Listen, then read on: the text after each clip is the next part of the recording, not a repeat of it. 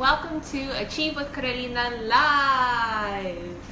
We are doing an old-fashioned Q&A today, hence the black and white going on. So if you are brand new, hey Karen, if you're brand new to watching me on Facebook Live, I am Carolina Romaniuk, Child and Family Sleep Specialist and founder of Achieve with Carolina, also the Sleep Trifecta, and co-founder of Your Child's Sleep Manual coming out this summer. So tonight we're going to be doing an old-fashioned Q&A, hence the black and white. My fancy hat, see? Thought it was a little nice and cutesy to do that. I had to take my glasses off, so if you guys are writing something, I can barely see it.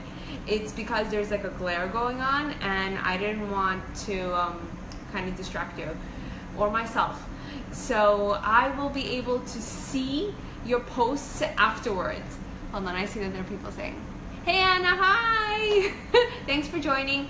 So if you guys have any questions that have been kind of, you know, pressing for you about your baby's sleep and you still haven't been able to kind of get answers to them, or you really don't know where to begin, tonight is your night. Let me know, jot them in the comments below. Hey Diana, if you have any friends that are dealing with sleep issues as well, it doesn't matter how old their little ones are. I work with kids from newborn up until 6. You can also include teenagers in here, even for adults.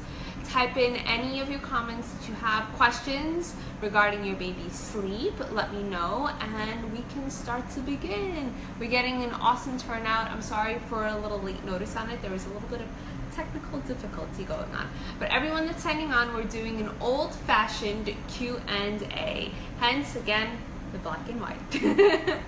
So let me know what kind of questions do you guys have.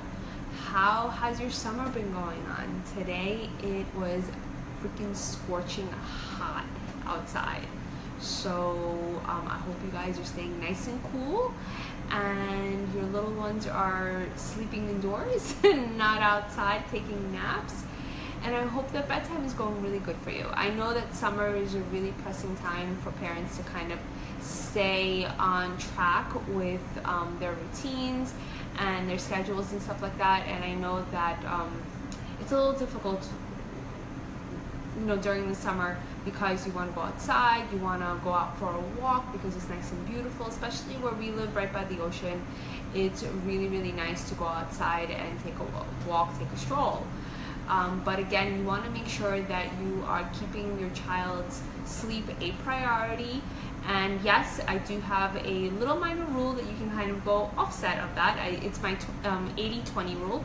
So 80% of the time you follow your plan that you have, and you follow the patterns that your child needs to be sleeping properly, so then they don't end up getting sleep deprived. And then 20% of the time you have fun activities that you can do, you know, like maybe spend out a little bit longer at night, but then knowing that you might be able to have night wakings that evening.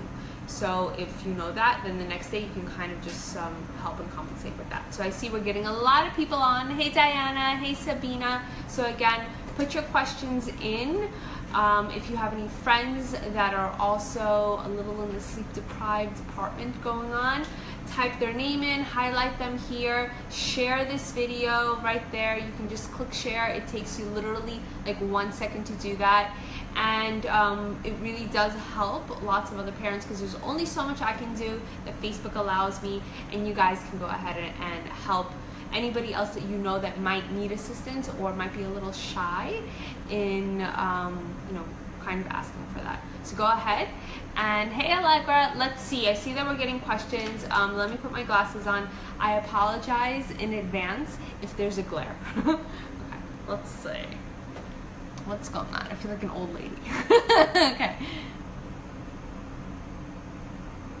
Let's see, I'm gonna scroll and, okay, Karen, your 4-year-old is still up and you're trying everything. I guess you're not, Karen, most likely you don't have a real structured routine.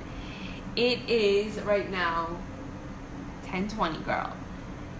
they should be sleeping cozy in their bed, feeling loved, secure, safe, and that they can actually sleep beautifully. So if you're still having trouble with that, I would love to help you, to kind of give you a little bit of pointers, but I want to know a little bit more in why your 4-year-old is still up. Were they watching TV a little bit longer than expected? Did you go outside? You know, it's a little tricky, like I was mentioning earlier, with the summer here, because a lot of us really want to stay out longer. I've noticed myself that the park gets packed around 6 or 7 o'clock at night, right? I think it's because a lot of parents, we want our kids to kind of let their steam out and play as much as possible, so then they can pass out when they hit the bed at night. Ideally, you really don't want that to happen. You really want to have a structured routine, you know, just being really repetitive every single day. Especially adults also, it helps us too. If we have a specific time that we wake up during the day and we keep repeating that even into the weekend, that can help us as well stay nice and secure in our own sleep regimens as well. So Karen, let me know what kind of is going on. Why is your 4-year-old still up? Let's see who else has questions. Diana, how do you teach the baby to fall asleep on their own? She's 6 months now. I started to put her in her crib. How does the routine work? Awesome question, Diana. I actually want to tell you something, that I have a sleep series that I am finishing up. There's one for toddlers and one for infants. And if anyone that's watching this is interested in that, it is actually to teach your children on how to sleep. And there's a special gift that I'm giving you, that I'm giving away at the end of the sleep series. So if you're interested in that, you could private message me or type in the comments below, I'm in, give me the sleep series, and then I'll be able to shoot it to you when we fix the little glitches that we're just trying to kind of tweak into, and make sure that it's really nice and perfect for you guys. But to answer your question right now, how do you teach a baby to fall asleep on their own? She's 6 months now, and you started to put her in her crib. So first things first is, I want to find out, does your little one have any associations? Thanks so much for love for the guy. Thanks so much for the love, guys. It means a lot to me, and I love the little hearts and the likes and stuff like that. But Diana, I want to find out from you, does your little one have any associations in order for her to help her fall asleep? Does she need to be rocked? Does she need to be held? Does she need to be fed? Kind of what's going on? That's one. Two is the schedule. So for 6 months old, you really should be on a 3 nap schedule and then a proper bedtime. If they don't have enough sleep during the day, then that will trickle down towards nighttime in how easy it is to put them to sleep, and if they have night wakings. So those are the 2 things that I really want you to look into. Okay? Let's see who else has questions. Anna, 3-month-old hold on, let me open this up. Just to recap right now, there's nothing wrong with my phone. I did black and white for today because I wanted to do an old-fashioned Q&A. So if you guys have any questions that are pressing about your baby's sleep, type them in and invite your friends. Okay, so we'll continue. Anna is asking, 3-month-old wants to fall asleep on the hands, don't want it to cry it out. The minute I put him down, he starts crying. I try the pick up put down method. Need another approach, as he often ends up in my hands. Okay, so Anna, 2 things. One, it's really, really young to start sleep training at this age. So if he needs to be held, if he needs to be rocked for a couple of minutes, please do that. You don't need to do cry it out at this time. It's up until 4 months of age, there's nothing you can do to create an association. So don't stress out about it. Don't start, forcing yourself. Oh my God, I gotta get him on a schedule. I gotta do all this, blah, blah, blah, blah, blah, blah. You don't need any of that going on, okay? Just love your baby, bond with your baby, and if he needs a little bit of tender care of holding or rocking him for a short period of time, that's beautiful. Second thing, once he turns 4 months, that pick up put down method is actually really, really good. But if he is still crying when you are putting him down, I want you to get him checked out if he has silent reflux or visible reflux. Most likely you'll know if it's visible, but if it's silent, you won't know unless you kind of mention it to your pediatrician, and you can actually contact me, and I'll be able to ask you a couple of other questions to see if he might be actually having silent reflux. That's one thing that I would want you to look into too. And then again, the other factor is whatever approach you are using, you need to stick with it. 1 day means nothing. 2 days means nothing. 3 days means 0. It means nothing. Whatever method you use has to complement your child's behavior, and you have to stay confident and consistent with whatever method you use. Pick up, put down is a beautiful approach. It's really nice to use that on younger children, but you really have to stay consistent with it. And I don't want you to come back to me and tell me, Carolina, he hates his crib, I don't know what to do. Children don't hate their cribs. It's what we start to instill in them, a behavior that we save them when they start crying. And when they want to go to sleep, all they want to do is to be helped to be put to bed, right? And then what we do as parents is we work our behinds off to put our kids to sleep. And it really shouldn't be that difficult. It should be easy peasy. So as far as the method, you really just have to be consistent with it and just continue on pressing with it and making sure that he's getting the proper amount of sleep during the day as well. That's super duper important to do that. Okay? And Anna, if you have any other questions, feel free to contact me. Okay? Love you. Okay, who else has questions? Esther, your 2-year-old is still not sleeping, going nuts. Oh man, guys, what's going on here? You said you have a question for me. How do I implement good sleeping strategies with my soon-to-be newborn? So, Esther, to answer your question, Mazel tov, congratulations on your soon-to-be newborn. As far as your 2-year-old, we got to figure out why at 10:30 he's not sleeping. That's one. 2 is with your newborn. There's nothing you can do up until 4 months of age. So to instill a proper sleep foundation for them is really just to be with them, bond with them, put him or her to sleep when they need to be. They're not going to show you any type of sleep cues right away. So it's usually just feed, bed, feed, bed.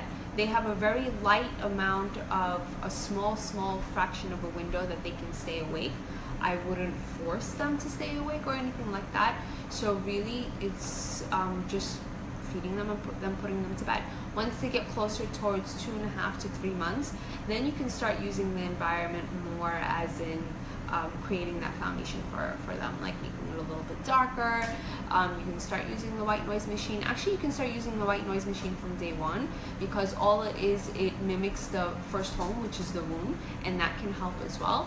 But it's not mandatory right at that point.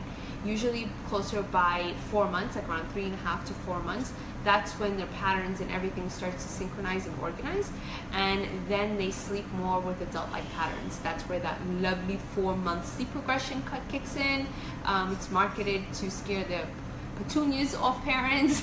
All it means is that it's a new developmental milestone. So there's a lot on that. Right now, I just need you to focus on your sleep. Make sure you're super duper healthy and you have a beautiful birth and a very speedy and healthy recovery. And then any questions you have, I'm here for you. Okay? Let's see who else. Hi, mommy. Let's see. Esther, I'll send it to you. Got you, girl. Karen, she doesn't like TV. I let her read, scroll through a book before bed. She's been a bad sleeper since she's been a year old. Scroll through, I'm assuming that you're saying your phone. So any electronics, Karen, out of the picture an hour before bedtime. That actually diminishes the child's melatonin, which is their sleep hormone, close to an hour once the electronics is turned off.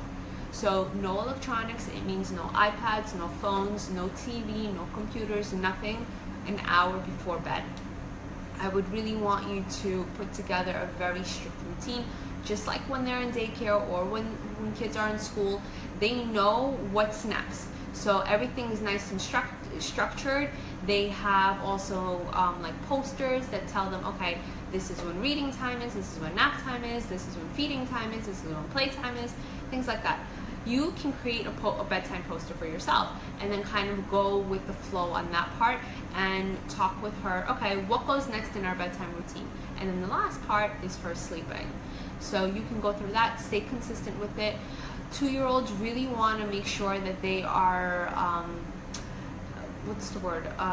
in control of their sleep and of what's kind of going on at that point in time. And they want to know ahead of time what's happening.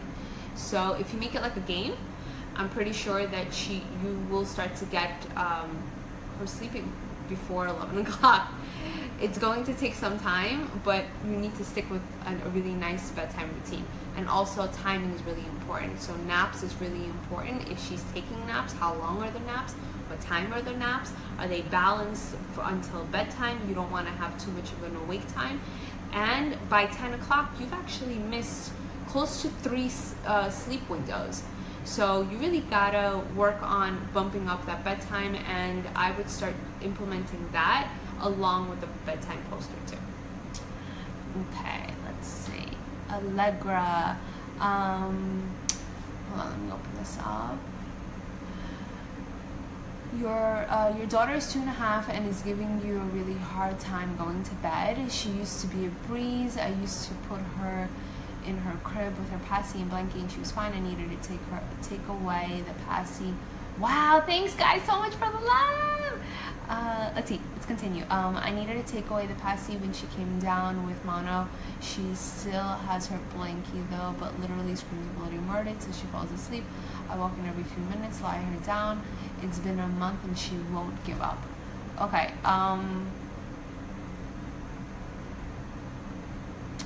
so with kids that kind of regress after an illness, you do have to go a little bit slower and not necessarily start from scratch, but you really need to put a plan together for yourself.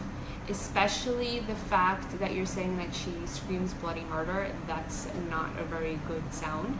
So what I would really do is put together a very strict and structured bedtime routine for her. Give her her blankie. Don't take things away at this point. If she needs them to go to sleep, that's fine. But let's say, for an example, if it falls from her bed or her crib or something like that, and then you have to consistently wake up in the middle of the night to give it back to her, then that's when I would kind of create an exit strategy on that. But I want to know a little bit more about what has happened since she got sick. How her sleeping times are, her naps, bedtime, things like that. A little bit more into detail I would want to know. So why don't we do this? PM me and we can chat a little bit more into detail about what's going on so then I can properly advise you. Cool? Okay. Let's see who else. Make sure you guys tag your friends here. I know you have peoples with kids that are not sleeping. Let's see. Sabina. Okay, your 10-month-old does what is substance absurdity is great for him but kills our social life. What do I do for the occasional evening out? I obsess so much about naps and bedtime that my life revolves around sleep. Oh my god, Sabina, first of all, round of applause, round of applause, round of applause. Congratulations, and I love this that you put his sleep as a priority. But you're a mom, you're a gorgeous mom, you have a husband, you have a life. So, 2 things. 1, get a babysitter, make date night. 2, if you do want to go out at night, you can totally do that. You can put him in his PJs, he's 10 months old. You can take they have like the portable white noise machines that kind of block out sound from outside, and it can keep him sleeping a little bit better. And you can also cover him with a nice blanket. They have lots of props out now that you can create. I think there's something called the snooze shade I remember seeing, where it's actually like a canopy, and it makes it really nice and dark inside the stroller. So you can look at things like that. He sounds like he sleeps beautifully. Don't freak out about it. You can have a life when you are sleep training also, especially when your little one already has a foundation. Remember my 80-20 rule. 80% of the time you follow your sleep plan, 20% of the time you have life. I know exactly where you're coming from, because when I started doing this and I started my education in this way back then, I was neurotic about sleep too. And it got to the point that when me and my hubby, we were out with like our family, or even at their homes, even at birthday parties, and I would say, oh, it's 5 o'clock, we gotta leave. And we would get like weird looks saying like, why do you have to leave so early? And then I would say, it's, you know, it's almost bedtime.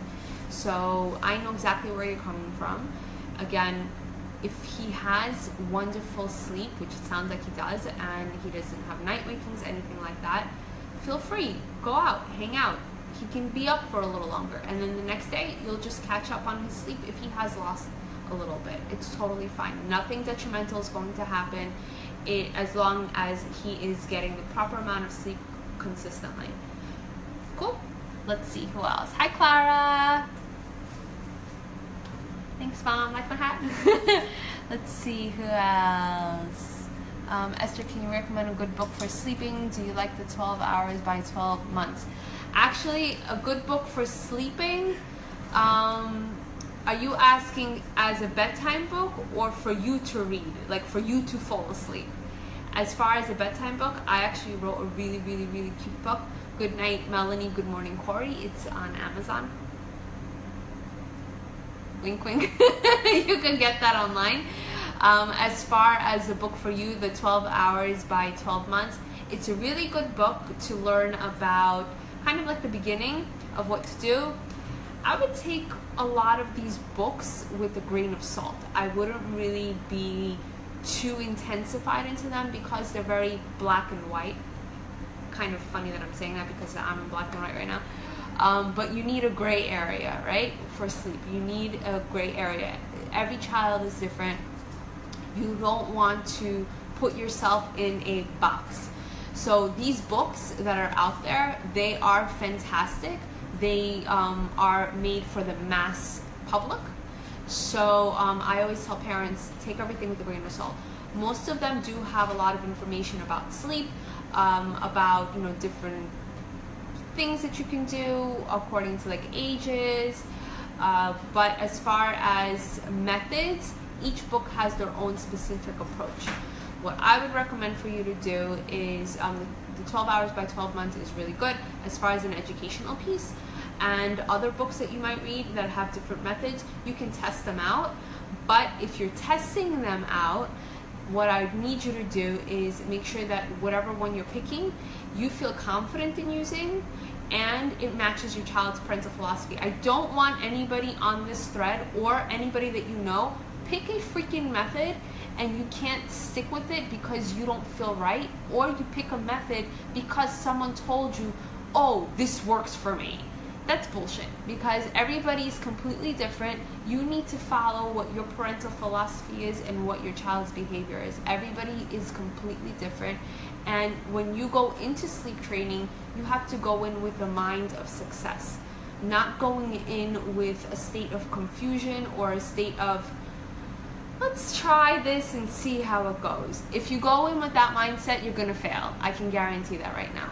So the first thing that you need to do is when you start sleep training, or when you're thinking about starting to sleep train, how did I even get onto this tangent? But anyway, is you want to make sure that you're setting yourself up for success. Cool?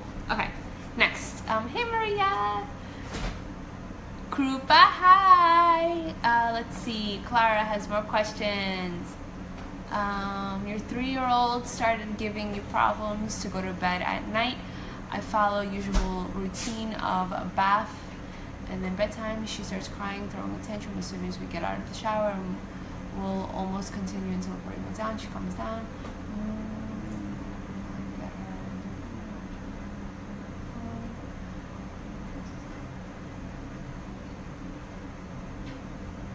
Okay. Clara, first off, I see that you said watching your phone. So your phone should be somewhere placed away. All electronics away an hour before bedtime. 2, you're probably putting her down a little bit on the later side. That's why she's having a tantrum. And then the other factor is I want to find out how her naps are. So I know I'm sounding like a huge, like, broken record right now, but bedtime is a reflection of naps, of daytime.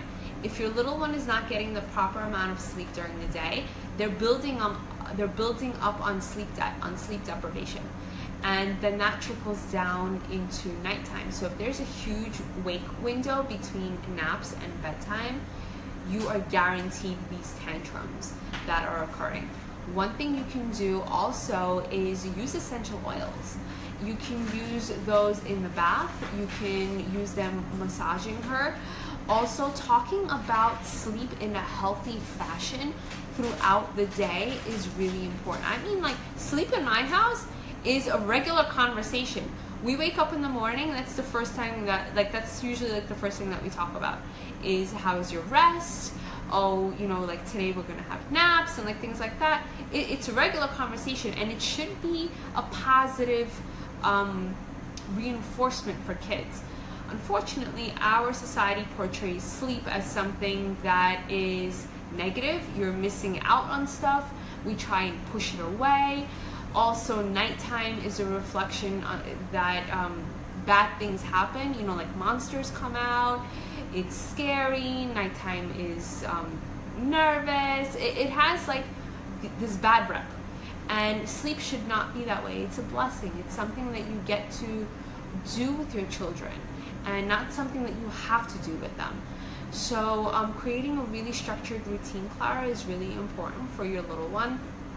Bath time is important, but you also want to enjoy the process. You don't want to feel rushed through it. You don't want your little one to feel rushed through it also. And, you know, just kind of go with the flow with it, but make it a little bit structured. Let's see who else. I hope that helped you, Clara. If you do have any other questions, always feel free to private message me, or you can send me an email at itsme@achievewithkarolina.com. Okay. Let's see. Hey, Victoria. Hi, Olga. Okay. Esther, amen. You're welcome. Hi, Alyssa. Hi, Alla. Alex is joining. Wow, we got a heck of a turnout here. Okay. My pleasure, Diana.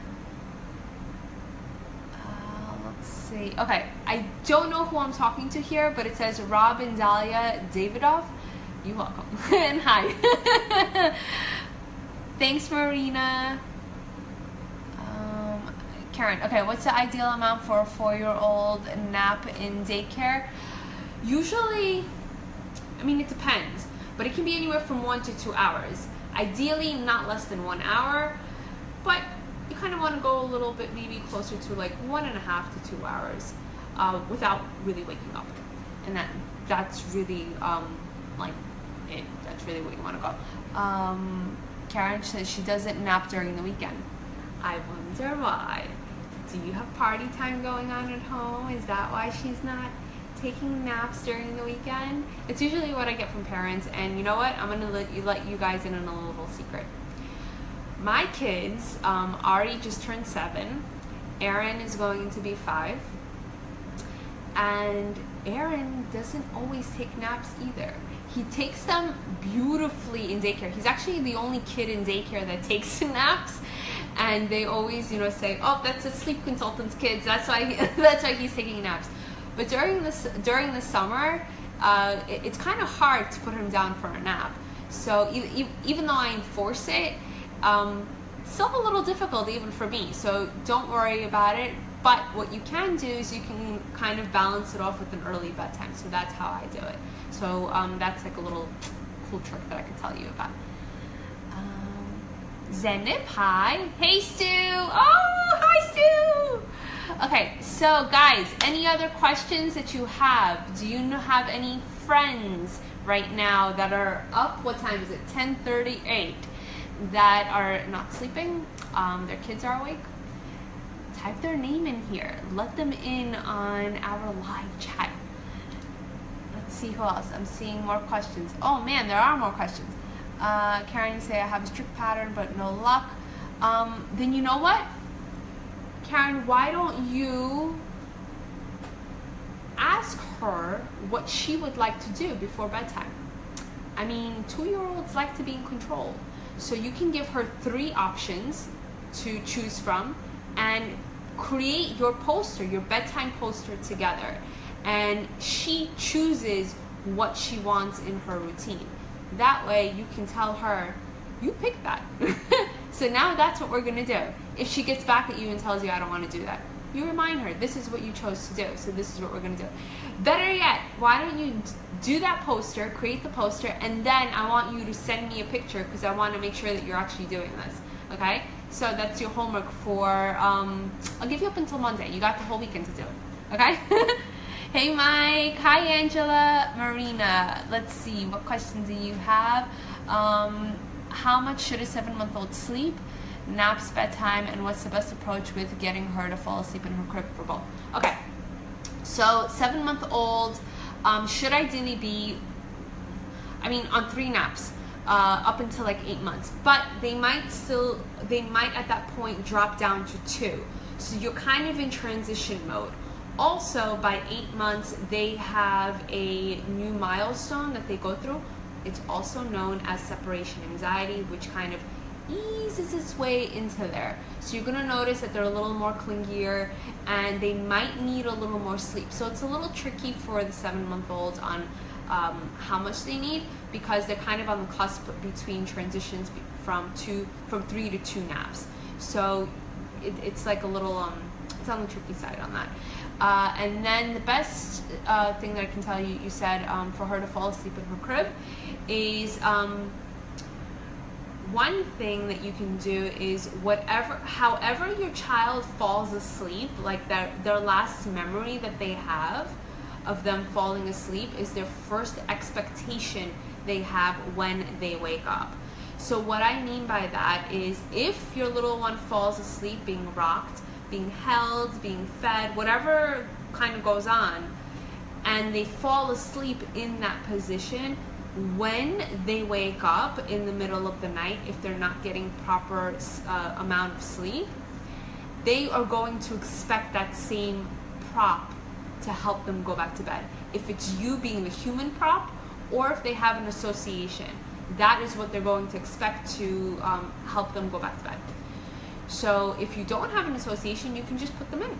If you do, then we would need to put together a plan and how you can gradually wean away from there and create an exit strategy for you in helping your little one fall asleep beautifully in the crib, since that is your goal. Cool. Any other questions, let me know. You can message me. My pleasure, Allegra. Let's see who else. Kelly, is it okay to do cry it out while my 8-month-old is teething? I can't tell if he's in pain or not, and whether to go in or not. Okay, so regarding cry it out, it's a very intense approach. I am not saying not to do it. I am not saying to do it. I am saying if it matches your child's personality and they have the proper amount of sleep, go ahead. Regarding teething, you can contact your pediatrician or your pediatric dentist to help with any type of pain that they might have. So for example, if you do give them, like Tylenol or something like that, and within like an hour or so that pain should go away, but they're still crying, then that's a sleep debt that they have created. They're in sleep deprivation mode. So if you are doing cry it out with it, you need to also make sure that they're getting the proper amount of sleep, the proper amount of naps, and bedtime is not too late. Because if you don't have that and you're just doing crying it out, they're just crying in their room, and there's nothing really that's going to help with that. So you have to make sure that there's a nice balance. Remember guys, sleep training is not just a one-size-fits-all kind of a thing. It's not just methods, it's a combination of factors, which is sleeping at the right time, the right amount of sleep, and then in the right place. Guess what those three things are? They're part of my program, the Sleep Trifecta, which I work with each client individually on. So make sure those are the factors that you're looking into when you are putting your little one down for sleep. Not just working on a method alone. Because if you are just working on a method alone, you're kind of putting a band-aid over everything that is happening and you're not getting down to the root of the foundation for it. Cool? Okay, hey Rochelle, hi Diana, Elena, Leora, Maria. Thanks guys for joining. Ah, thanks Maria. It's a nice hat, I like it too. It's massive though.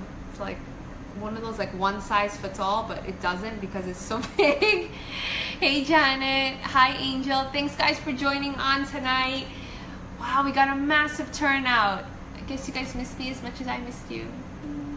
Okay, let's finish up. Elizabeth asks, let's open this.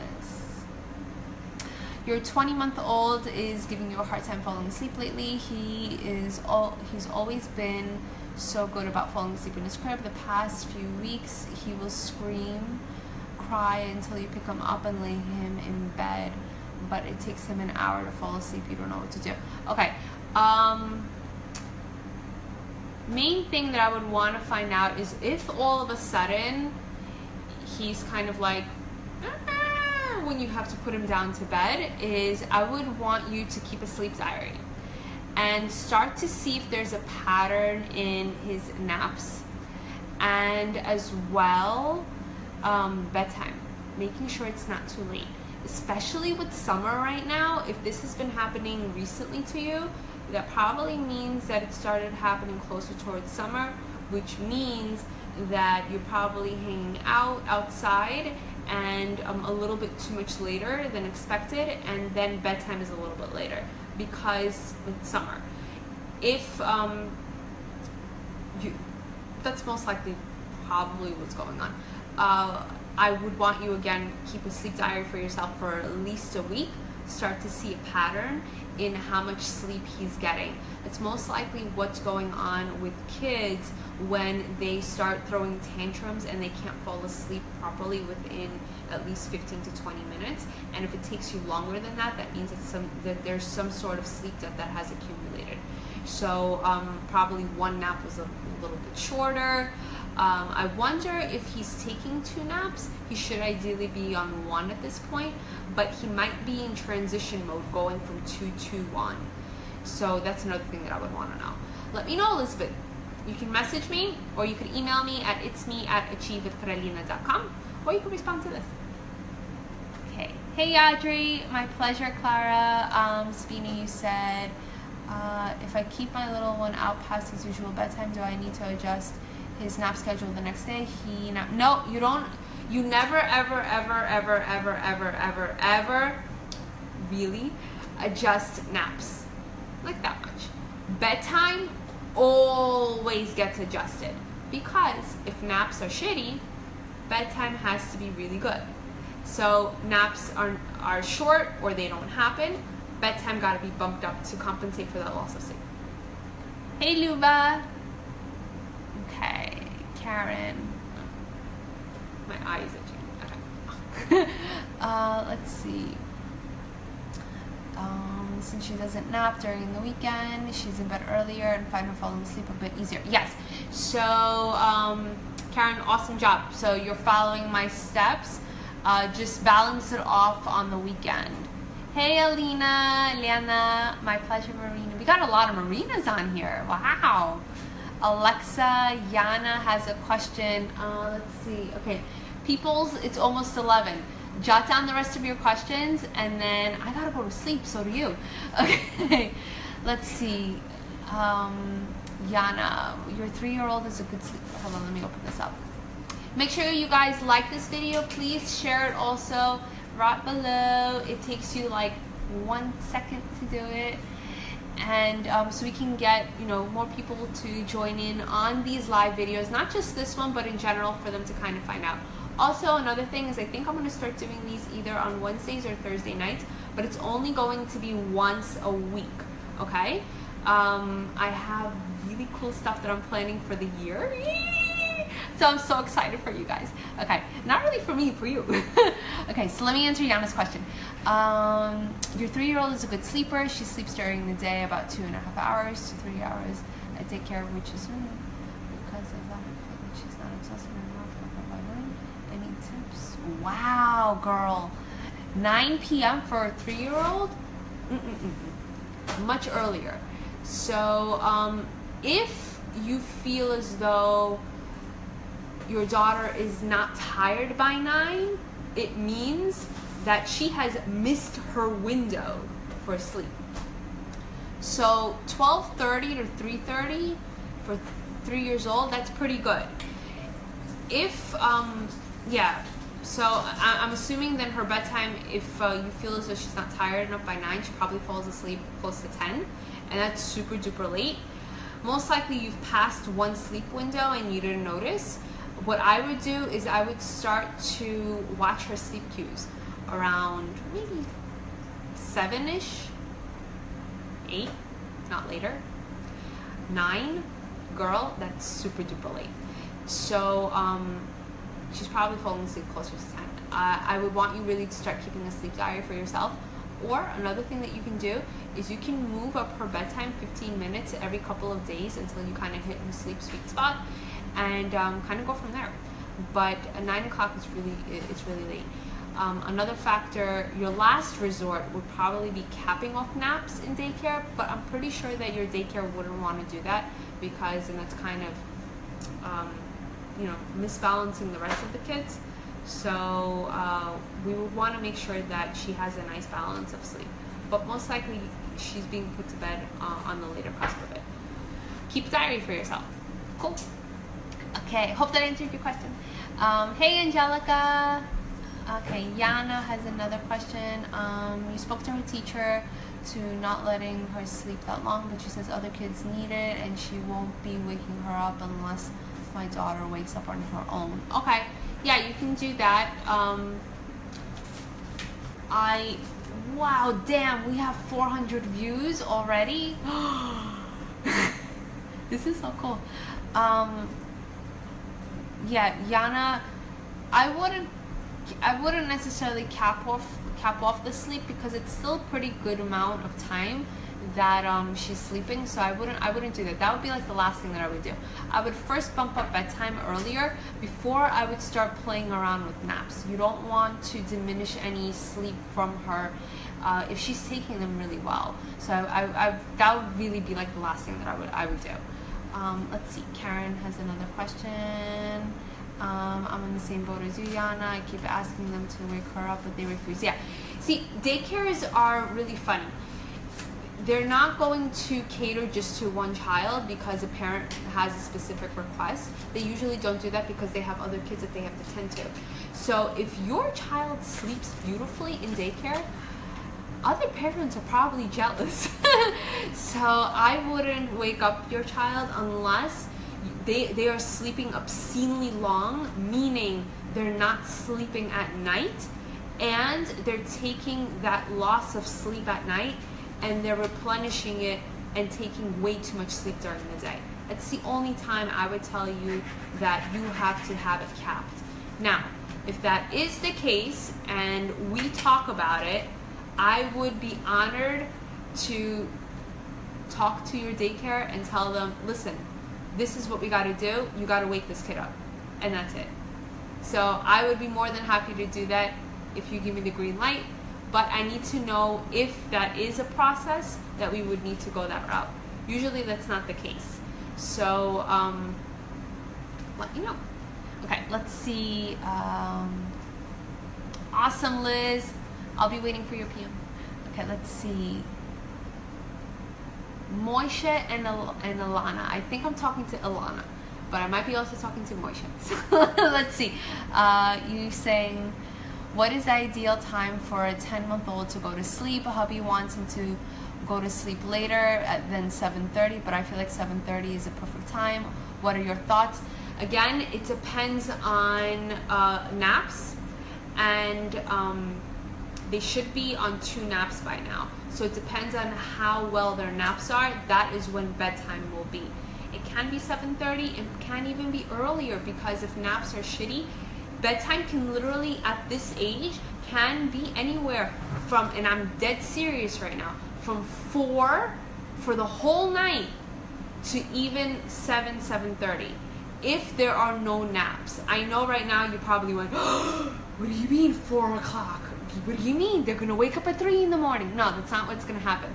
Your sleep has to be balanced, right? So if your little one is not taking good naps during the day, they're not gonna sleep well at night.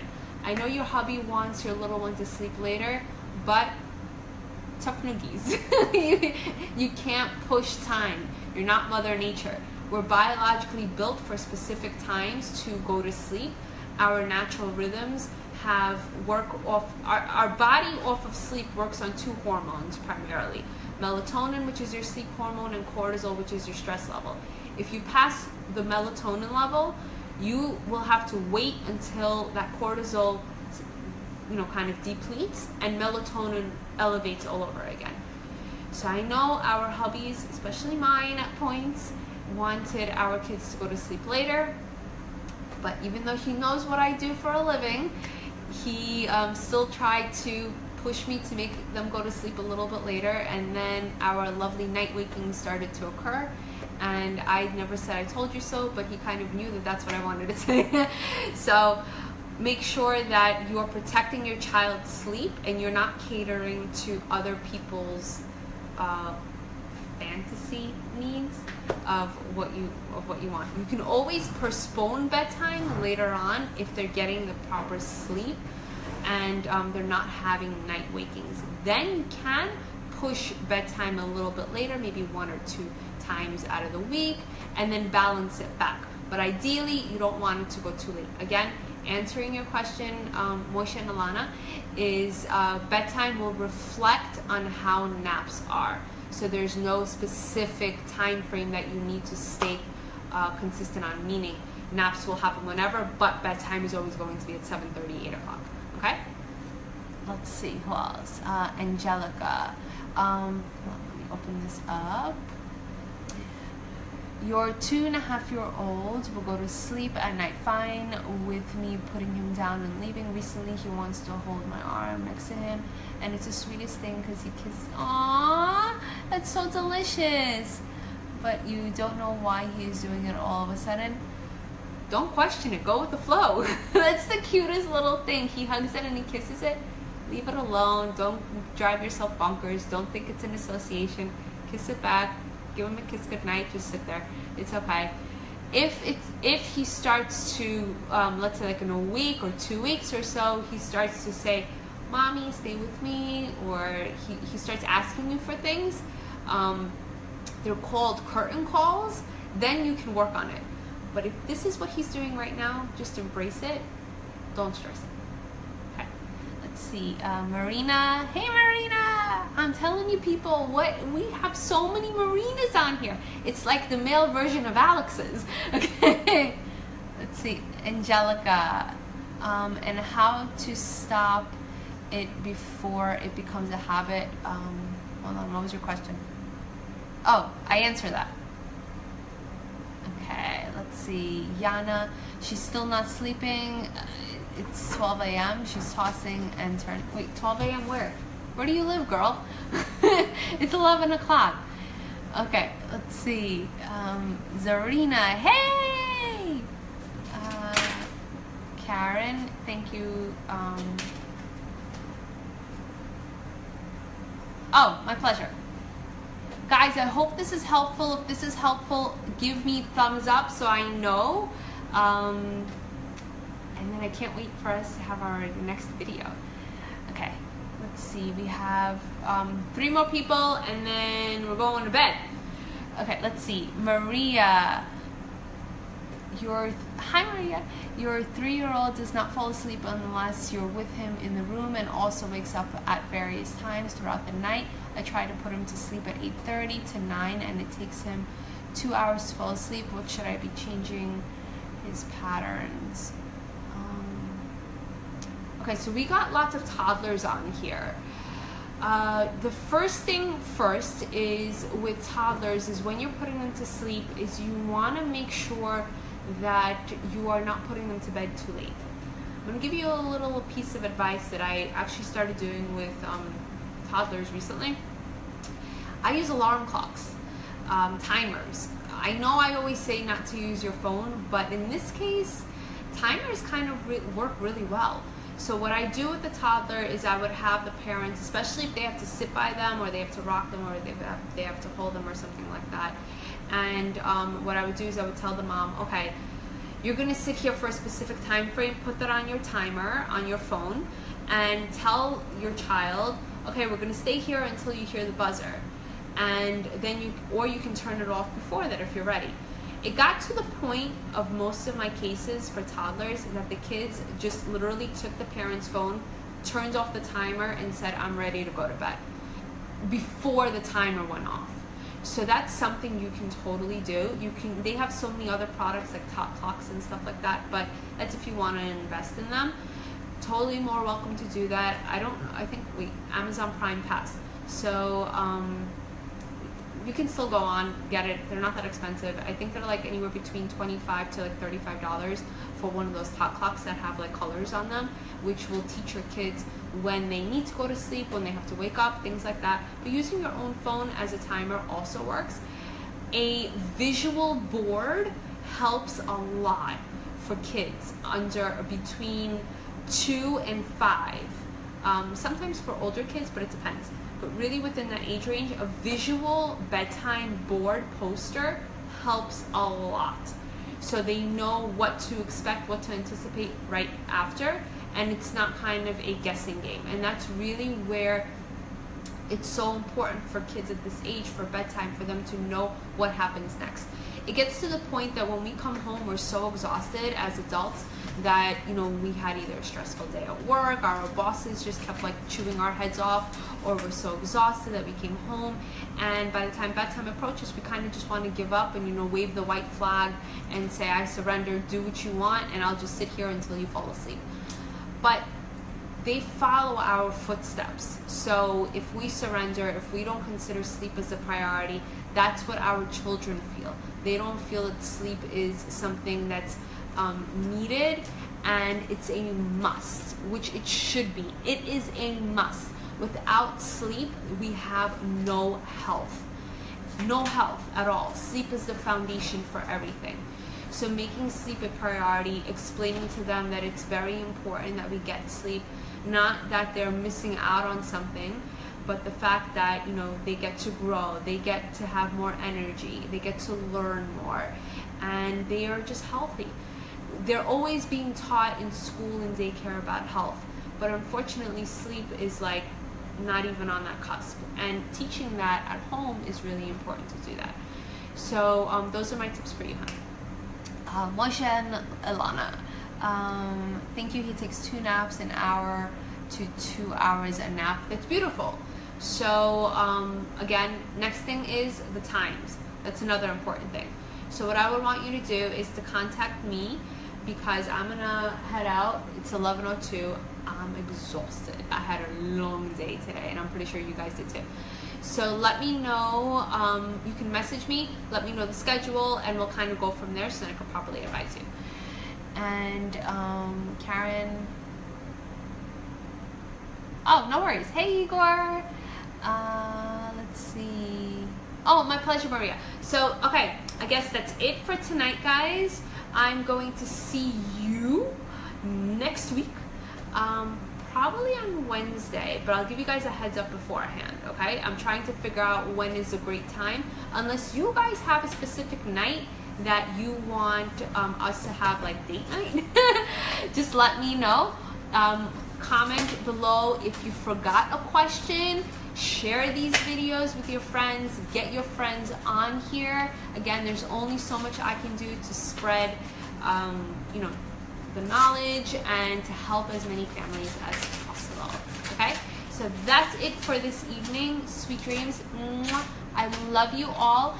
And if you are interested in my sleep series edition for infants or for toddlers, you can either private message me or in the comments below type in "I'm in, give me the sleep series," and let me know which one, infants or toddlers, and then I will shoot it to you once we're finished with it, which should be soon because we're trying to get rid of some technical difficulties. Okay. Love you. Sweet dreams again. Mwah. Bye guys.